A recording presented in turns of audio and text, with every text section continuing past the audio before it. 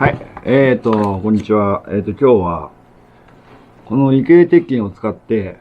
椅子を作っていこうかと思うんだけど、まだ、異形鉄筋がね、ちょっと仕事をしたら、たくさん余っちゃって、まだまだあるんだけど、まあ、錆びる前に、この異形鉄筋を使って、椅子を作っていきたいと思います。今回は、こんな風に、曲げて椅子のフレームを作っていこうと思うんだけど、こんなのね、こういうガストーチ、ホームセンターでも売ってるようなガストーチで、まあ、こうやって炙れば曲がるんで、それで曲げて作っていきたいと思います。こうやって炙って、で、こんな風に炙って曲げて、フレームを作って、いきたいと思います。